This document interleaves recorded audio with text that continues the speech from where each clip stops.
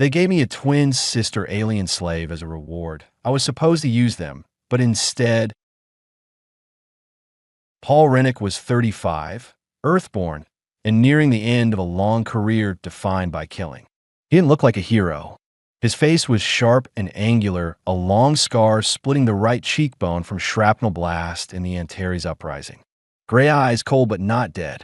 Black hair buzzed short in military regulation style, though he hadn't served under official command in 2 years.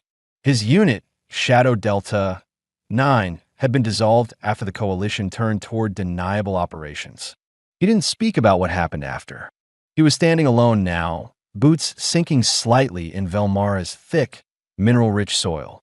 The battlefield around him was still smoldering, shattered terrain marked by craters, collapsed drone wreckage, and the mangled remains of fortified bunkers.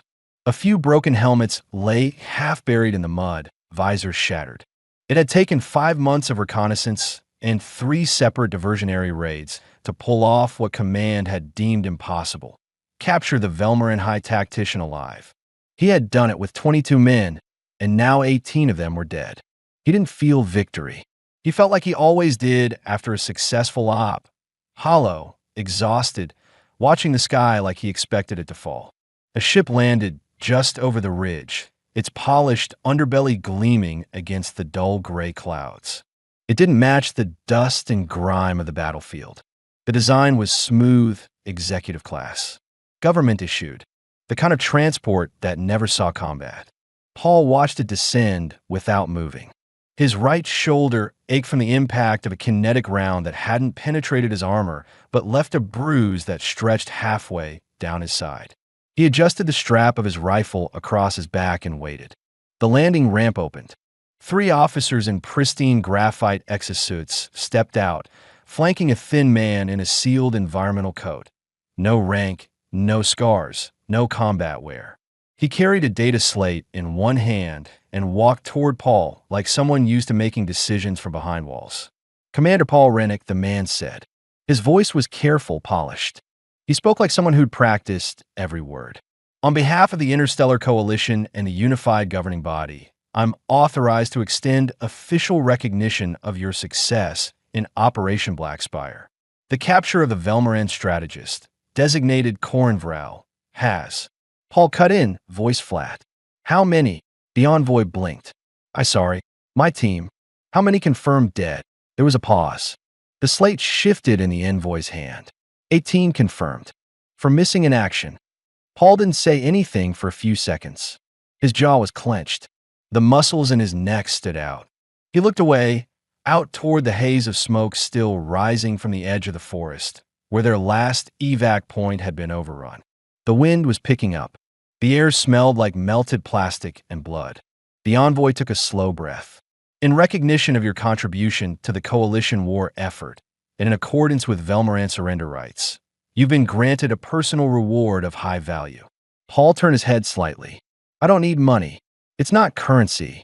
From the ship, 2 figures emerged, tall, silent, and unmistakably not human. Velmarans. Female. Identical twins. They stood side by side under a localized energy field that shimmered slightly as it deflected the rain. Their skin was pale blue, smooth and cool-toned, marked with faint lines near the collarbones, biological traits common in Velmaran-class empaths. Their hair was vibrant crimson, long and unnaturally bright. The one on the left had hers braided over one shoulder. The other's hair fell in loose, voluminous waves down her back. They wore ceremonial transport suits, tight, lightly armored, embedded with faint threads that glowed like circuits. Paul saw the control bands at their wrists. Standard tech. Not chains, but close. "These are Sayla and Naira," the envoy said. "Genetically bonded empath twins. Classified as Level A strategic assets. They are fully imprinted, behaviorally stabilized, and have been trained in coalition protocols. They are obedient, capable, and exceptionally rare. The Velmaran government has offered them as a formal gift, according to their cultural treaties." Paul stared at them. Not because they were beautiful. They were. But that wasn't the point. He didn't move. He didn't blink. His voice dropped colder. "You're telling me I get to keep them?" As part of the armistice ritual, yes. I'm not interested in owning people. The envoy hesitated, but not long. He was prepared for this. With respect, Commander, declining them triggers a reallocation order. That reallocation would place them on an unregulated transport to Sector 8. Black colony zones. There are no protections there. Paul didn't answer right away. His breathing had shifted. Controlled, but harder. He looked at the twins again.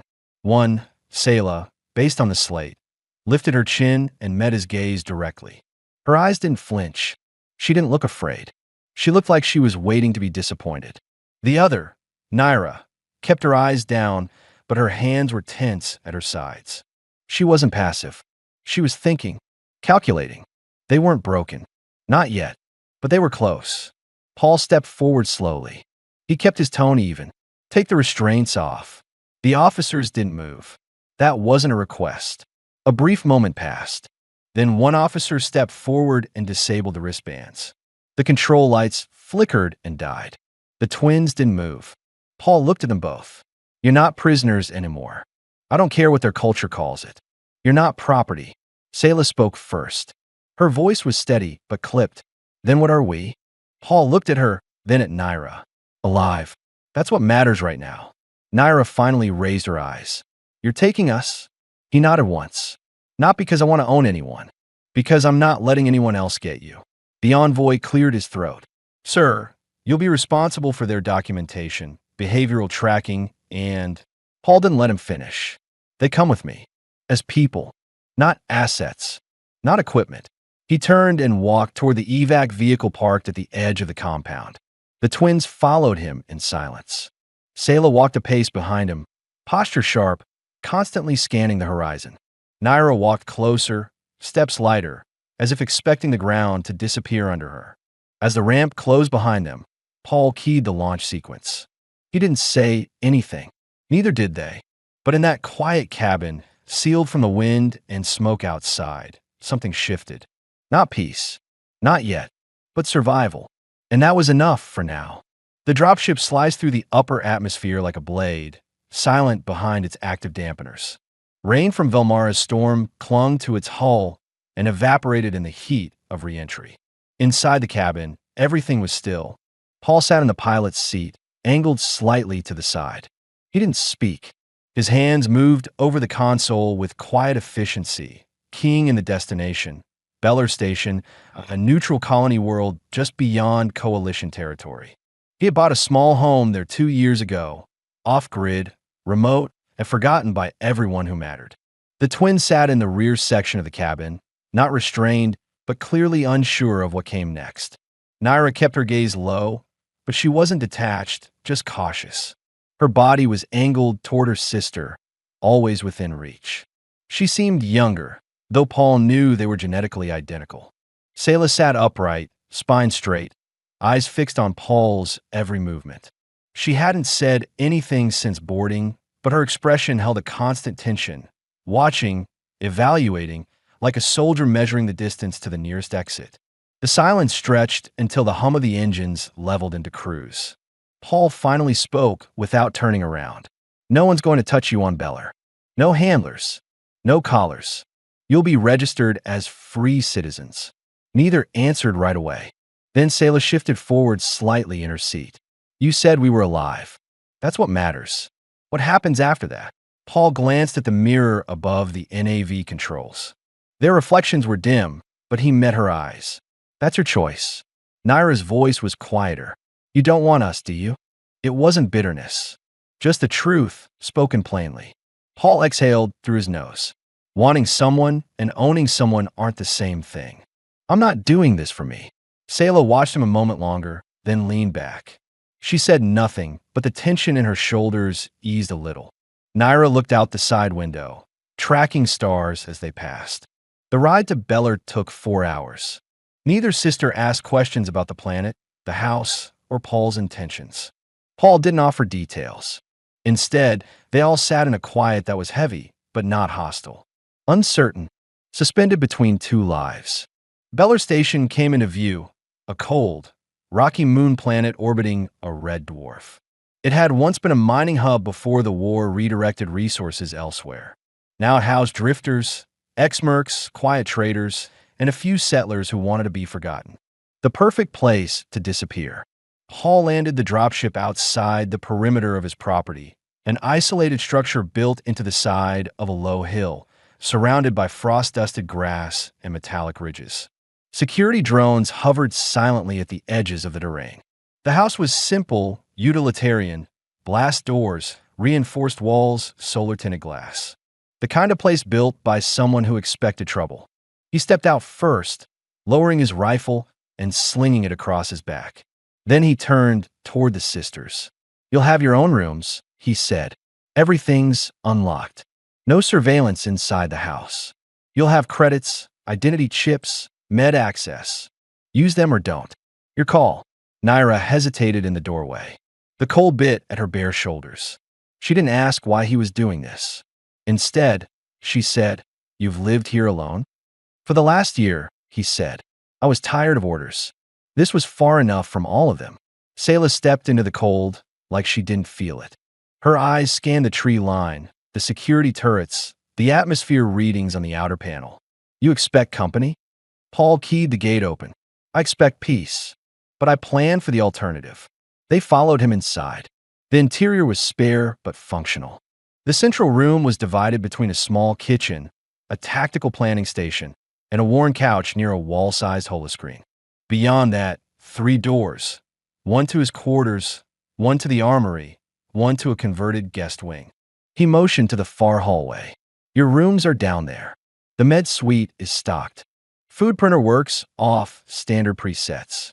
Showers are coded for privacy." Sayla didn't move right away. "What if we leave?" "Then you leave," Paul said simply. "I won't stop you. You're not under contract. I'm not your owner. You want out, doors open. I won't trace you." Naira's voice came again, softer. "Why are you doing this?" Paul paused. "Because if I didn't, they'd sell you. Or worse. And I've seen what that looks like." She looked at him for a long moment, then nodded once, as if that answer was enough for now. They settled in slowly. Naira spent her first day in the greenhouse annex, tracing her fingers along the leaves of Earth-native crops she had only read about. She didn't speak much, but Paul noticed how quickly she understood the interface systems. She even reprogrammed the water rotation schedule after finding a calibration error. Sayla explored the perimeter, tested door locks, rewired one of the wall panels without asking. When Paul confronted her, she simply said, "If we're going to stay here, I need to know the structure can hold." They didn't speak of their past. Paul didn't ask about it. Not yet. But he saw it in their eyes, in how Sayla stood between her sister and every doorway, how Naira flinched at the high-pitched chime of a data alarm, how neither of them ever turned their backs when walking into a room. That night, Paul sat alone in the command chair, reviewing silent security footage of an old mission on a forgotten outpost in the Orion Splice. He turned the screen off halfway through, sat in the dark, said nothing. The next morning, they were gone. No note, no trace. Just an empty hallway and 2 unused credit chips left on the table. Paul stood in the doorway, jaw set, arms crossed. A security cam caught a glimpse of them boarding a transport shuttle into the eastern fringe. No destination listed. He didn't chase them. He told himself they had a right to disappear. He'd given them that. Still, he checked the monitors for 3 days. And then the perimeter alarm tripped. They were back. Sayla was limping, one arm locked around Naira's waist. Naira was bleeding, left side torn, burn marks visible through her suit. Sayla's jaw was clenched, hair soaked with blood and rain, eyes wide and furious. Paul opened the door before they could knock. "They found us," Sayla said through her teeth. "Velmaram loyalists. They saw you take us. They think you desecrated a sacred right. Are they tracking you?" Sayla shook her head. "We jammed the signal before doubling back. But they won't stop." Paul caught Naira as she collapsed, lifting her into his arms without hesitation. Her breathing was shallow, skin ice cold. He didn't speak, just carried her to the med suite, already activating the emergency kit. He closed the door behind him and looked back at Sayla. "I thought you were gone." She didn't meet his eyes. "We were," Then, quietly, but nowhere else was safe. The med suite was silent, except for the soft hum of active scanners and the rhythmic beeping of Naira's vitals. Her skin had paled several shades lighter than its usual soft blue hue. The cauterized edge of the burn along her ribs was healing, but deep tissue damage lingered beneath. She'd lost blood, more than Paul liked, but not enough to kill her. Not yet. He stood at her bedside, arms crossed, eyes locked on the data feed running across the monitor. Sayla sat nearby, tense, one leg bouncing slightly, dried blood streaking her temple. Her knuckles were scraped raw. Paul finally spoke. She'll make it, but she needs rest, fluid stabilizers, and a clean environment. What the hell happened out there? Sayla didn't answer right away. She rubbed the back of her neck, her posture rigid. We landed on Havit Station. Try to find passage off-world. We thought if we put enough distance between us and Velmara, we'd be forgotten. Paul stayed quiet. They didn't forget, she continued. Someone must have flagged our biosigns on the port registry. The Loyalists tracked us within hours.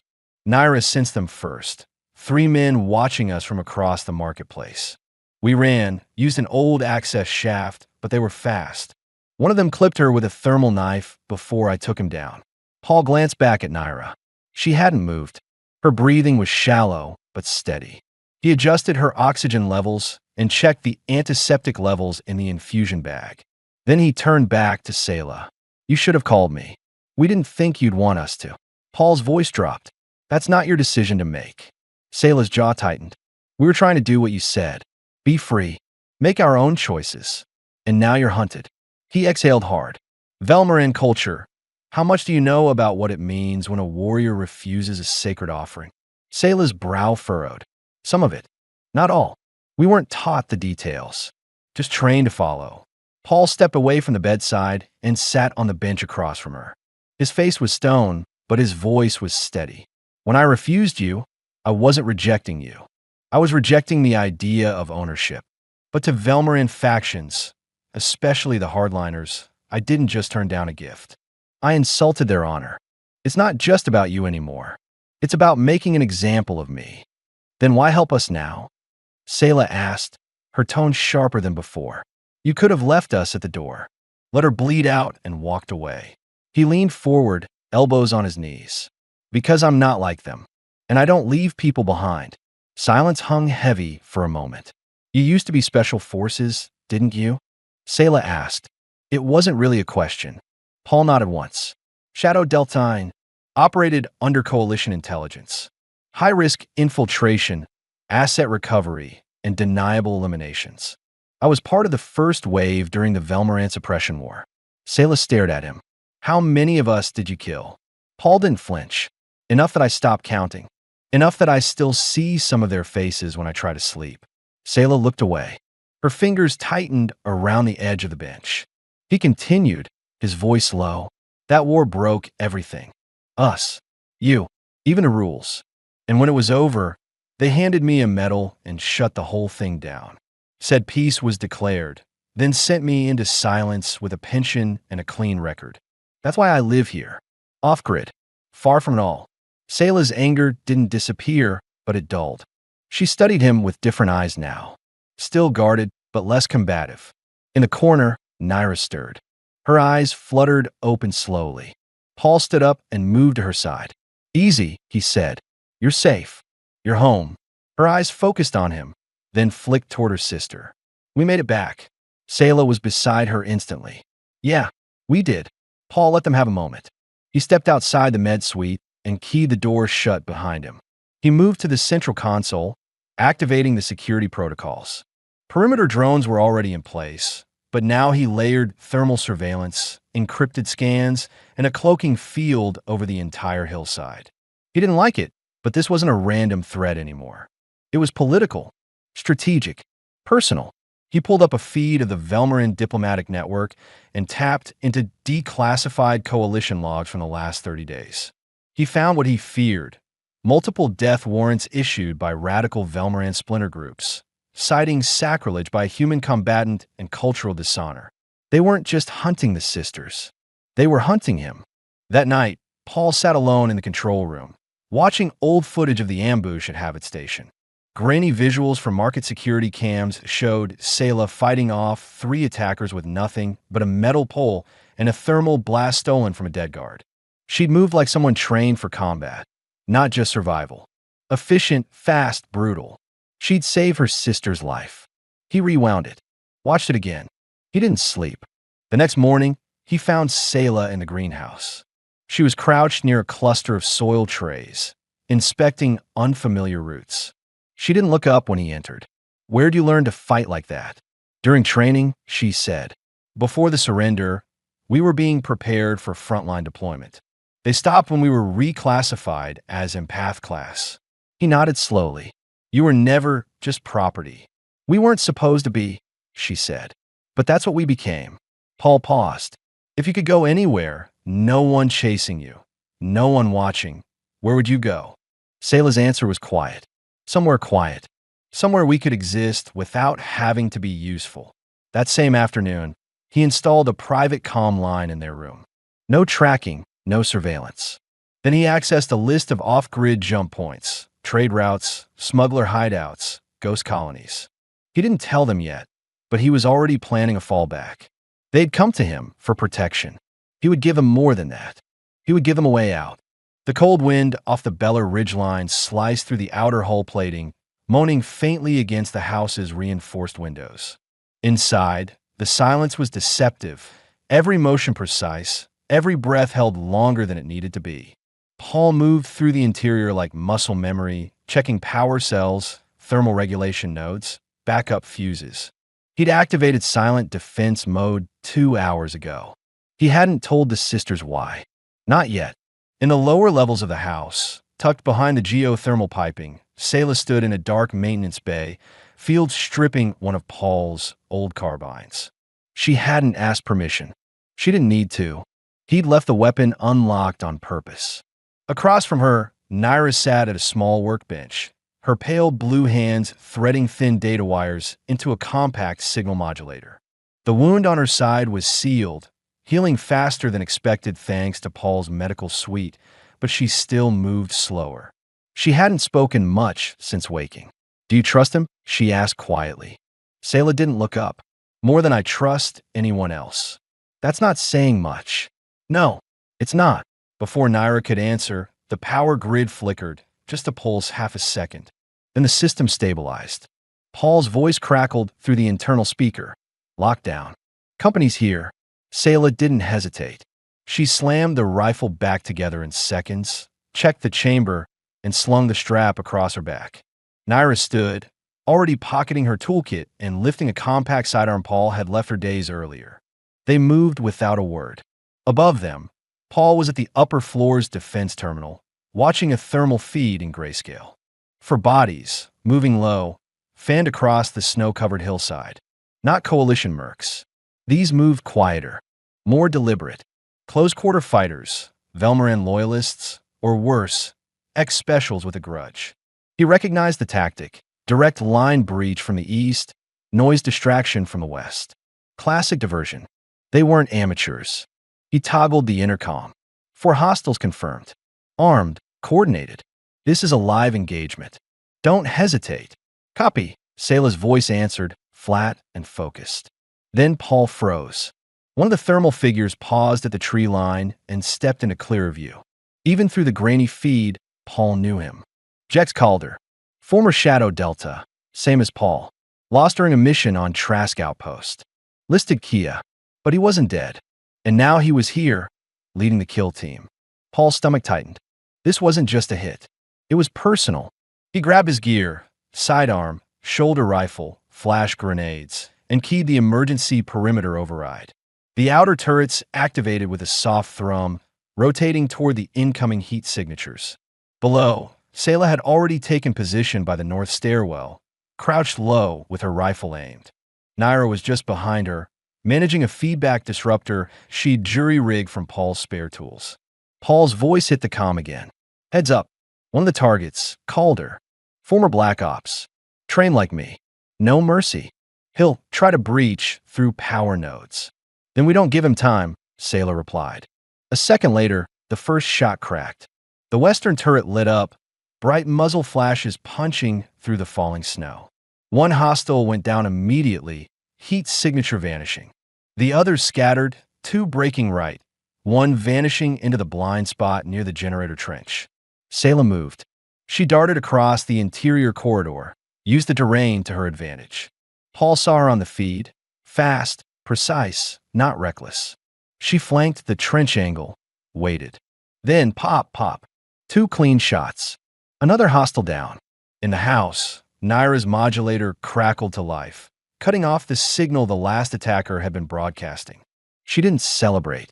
She kept her head down and eyes on the data, searching for interference. She spoke into the calm but strained. One signal left. Same as before. Pulse-based jamming, but it's layered under a coalition encryption band. This isn't just Velmaran. Paul's blood chilled. That confirmed it. This wasn't a cultural vendetta anymore. It was being sanctioned, or at least allowed, by a coalition faction. Someone wanted to bury him and clean up loose ends. Then Calder's voice came through the open channel, encrypted but clear. You always were the sentimental one, Rennick. Should have left them to rot. Paul keyed his mic. You should have stayed dead. The reply came with a low chuckle. I tried, but turns out there's more work out here for people like us, especially the ones who don't ask questions. Paul moved fast, flanking through the south corridor. He caught sight of Calder near the generator wall, half shadowed by steam vents. Step out, Paul called, rifle raised. Calder didn't move. This isn't personal, Paul. They want the twins. I'm just the delivery man. Paul's trigger finger twitched. You show up at my door with a team in the middle of the night and say it's not personal. They're assets, not people. You knew that before. What happened to you? Paul fired once, warning shot. Calder ducked behind cover, but Paul was already moving. The next exchange was brutal and fast. Both men fired in bursts, flanking, rotating around debris. They were too evenly matched, old ghosts fighting like nothing had changed. But something had. Paul wasn't trying to win. He was trying to protect. The fight ended when Sayla appeared behind Calder, silent as smoke. She fired once into his leg. He went down, howling, weapon clattering to the floor. She stepped over him, eyes cold. We're not property. Not anymore. Paul approached slowly, breathing hard. Calder reached for a hidden blade, but Paul kicked it away. Who sent you? Paul asked. Calder's mouth bled. Coalition Black Division. You embarrassed them. They didn't like that you walked off with what they paid for. Paul didn't hesitate. He turned and walked away. Sayla. She understood without needing explanation. One clean shot silenced Calder for good. They didn't speak as they cleaned up. Paul dragged the bodies to the external chute and launched them into the upper atmosphere using a deorbit pod. No mess. No trace. When it was over, Paul stood alone in the greenhouse, hand pressed against the window. The ice outside reflected his tired face. He heard footsteps. Naira approached, silent as ever. She stood beside him, arms crossed lightly over her chest. You could have left, she said. Again, Paul nodded slowly. So could you. She studied him, then looked out the window. We don't want to run anymore. Paul didn't say anything. He didn't have to. She looked at him, voice quieter. What now? He finally answered, firm and certain. Now we stop hiding. We get ahead of them. And we find somewhere they can't follow. And for the first time since Velmara, the three of them, Paul, Sayla, and Naira, were no longer just surviving. They were planning to live. Together. For real. The morning after the ambush, the house was quiet. Not silent, just different. Calmer but heavier. The kind of quiet that came after decisions were made and lines had been crossed.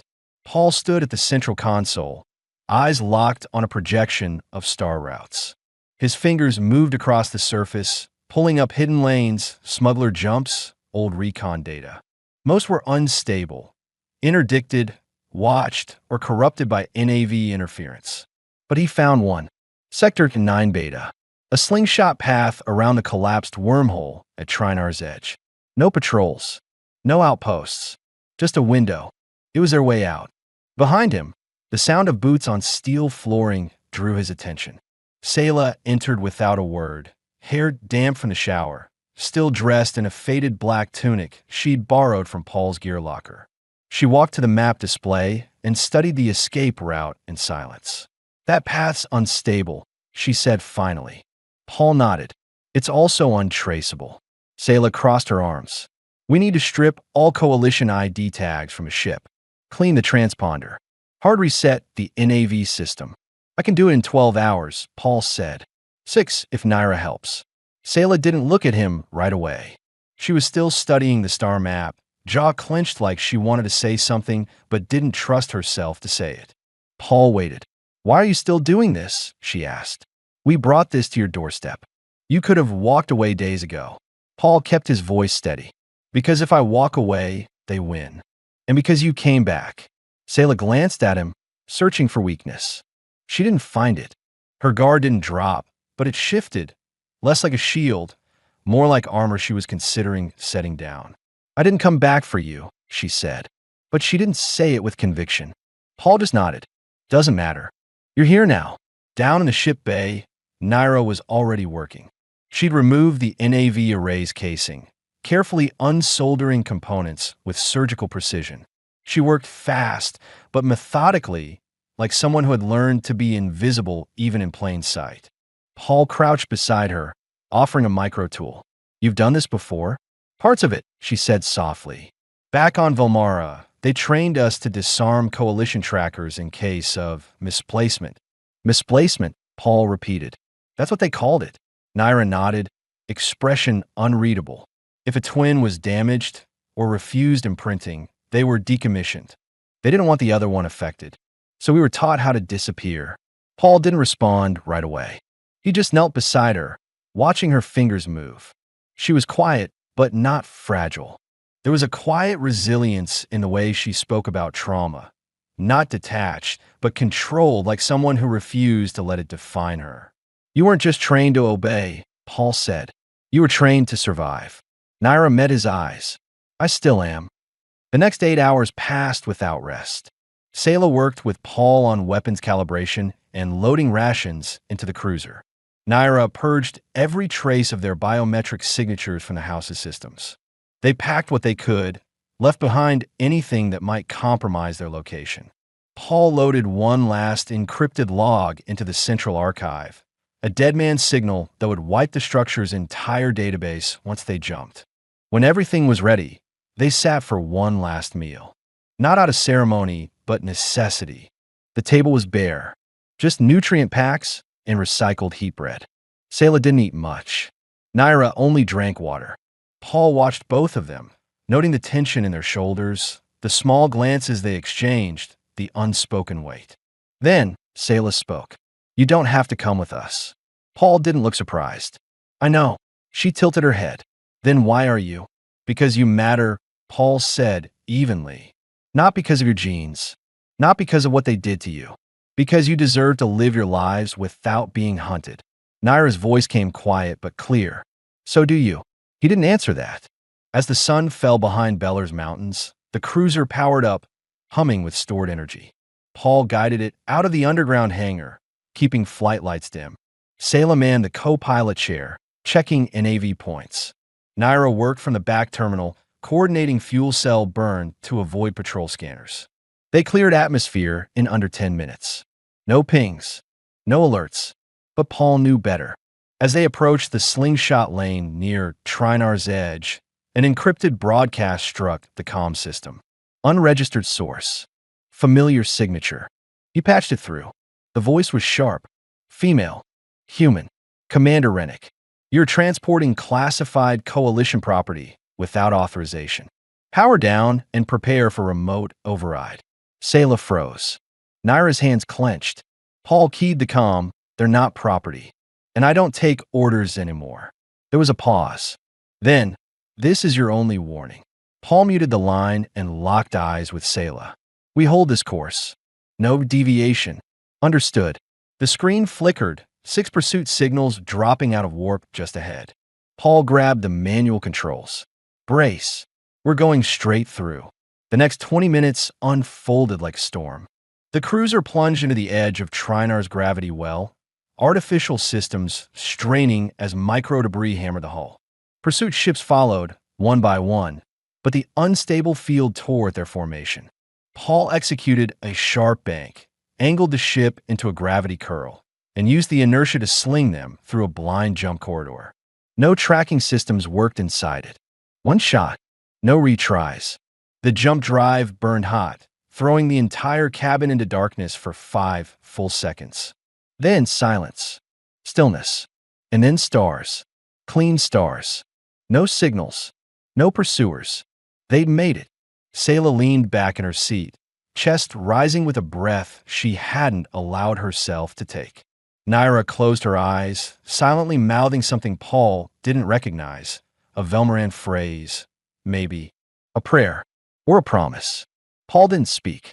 He just stared at the empty stars ahead. They weren't safe. Not yet. But for the first time since Velmara, they had space. Room to breathe. A future they could choose. And this time, no one else would choose it for them. The moon was unnamed. No official designation. No planetary flag. It didn't appear on civilian maps and was blacked out from coalition star charts.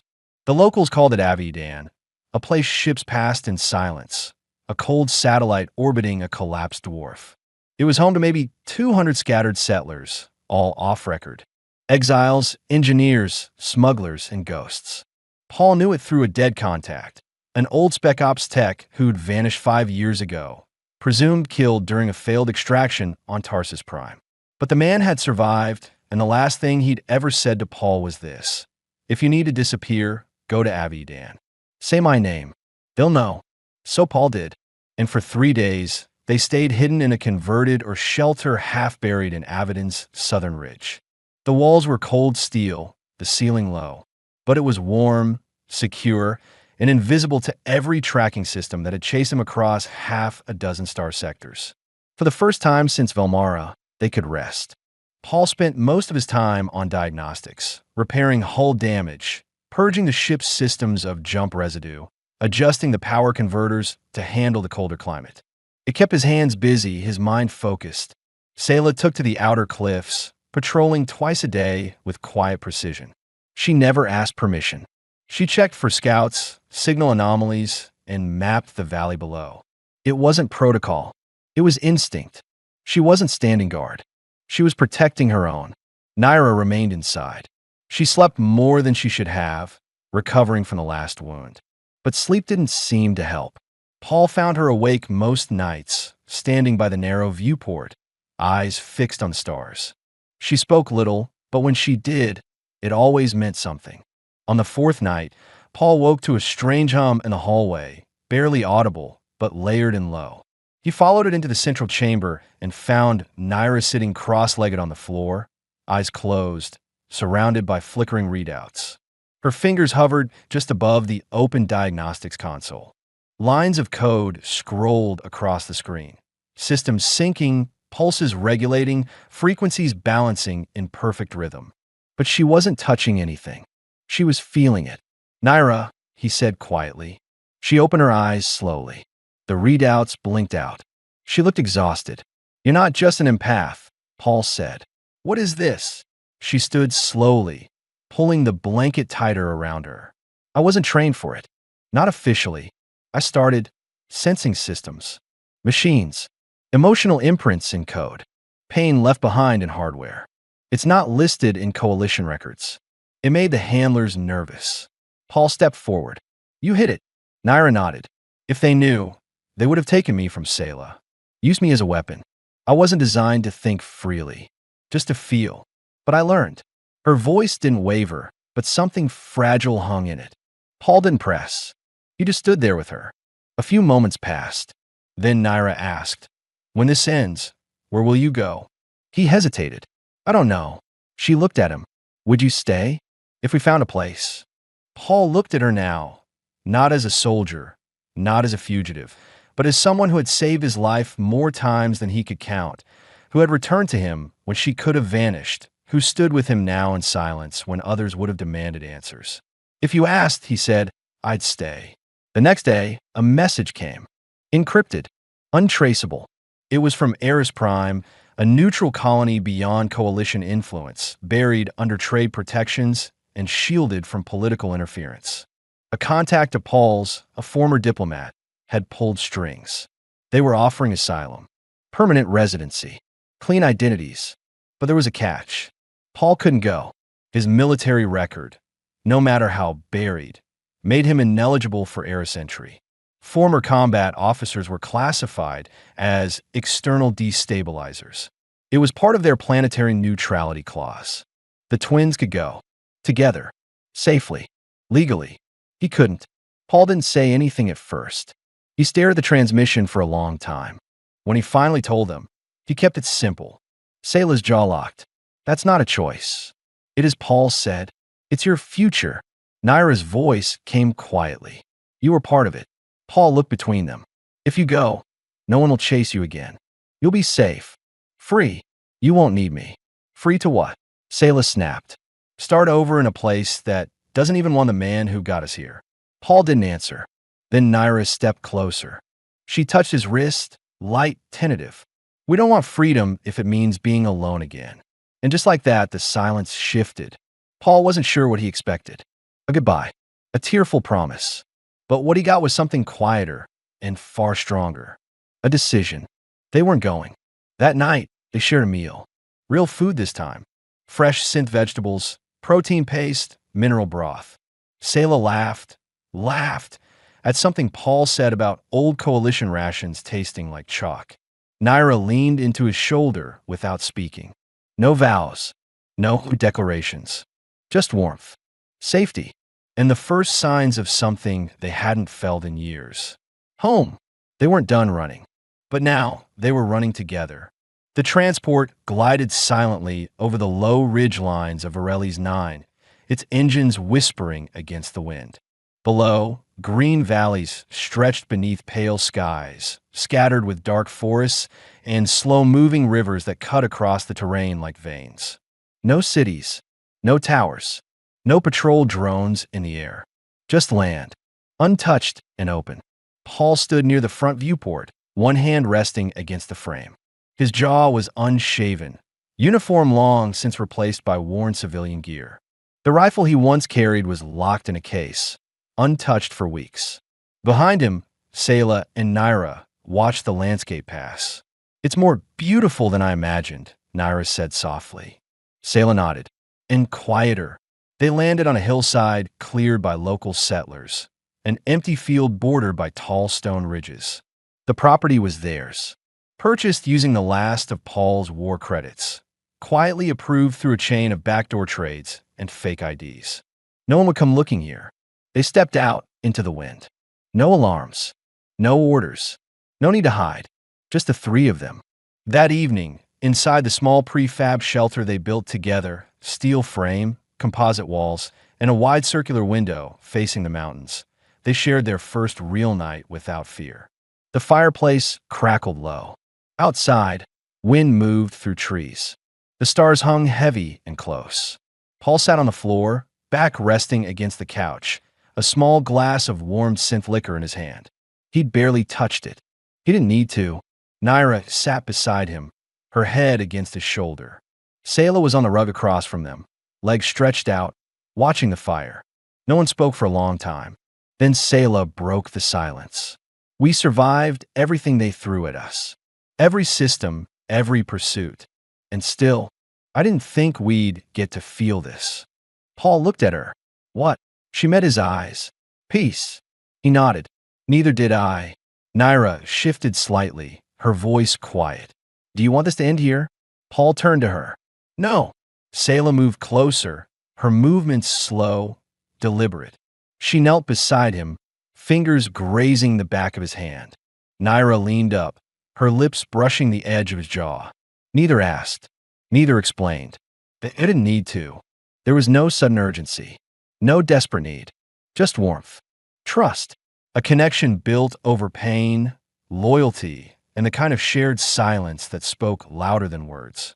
Paul kissed Naira first, gentle, slow, his hand brushing against her cheek.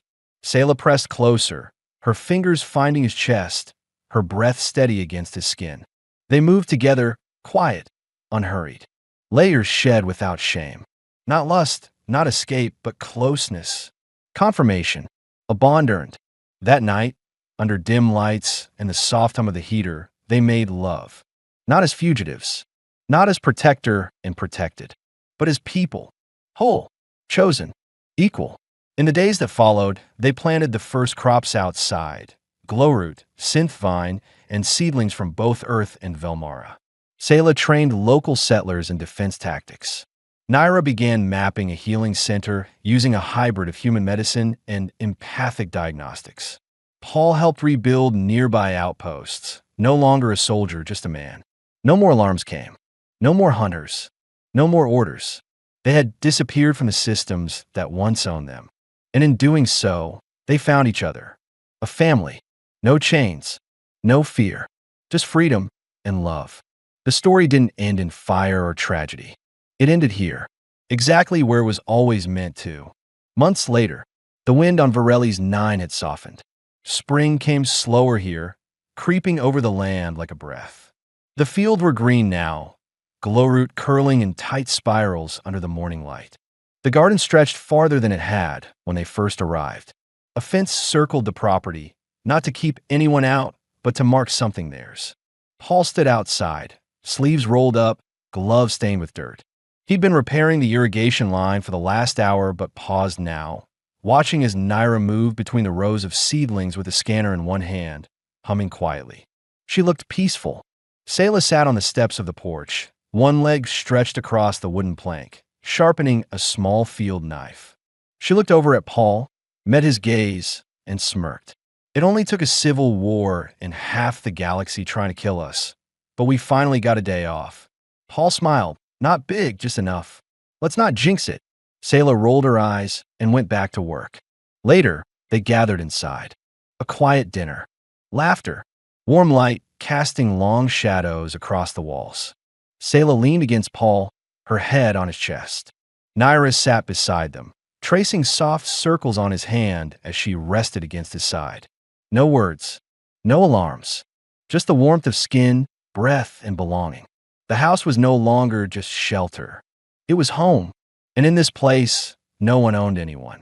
No one was hunted. No one ran. They lived simply together. And they loved each other, openly, freely, without fear. After everything, they were happy. And they stayed that way.